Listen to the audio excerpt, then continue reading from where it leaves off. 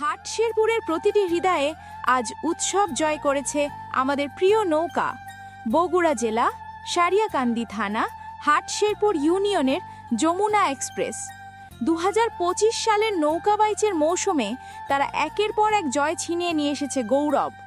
বিশেষ করে গাইবান্ধা জেলার প্রতিযোগিতায় যে বিজয় এসেছে তা পুরো গ্রামকে গর্বে উজ্জ্বল করেছে।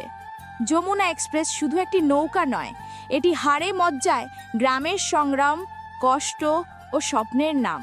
মালিক শাহিন বাদশা ভাই জনদরদি, আনন্দ পিপাসু এবং সবসময় মানুষের মুখে হাসি ফোটাতে সচেষ্ট। তার নেতৃত্বে এই দলটি অনুশীলন, অধ্যাবসায় এবং একতার প্রতীক হয়ে উঠেছে। শুরু থেকেই এই নৌকাটি ছিল অপরাজেয়।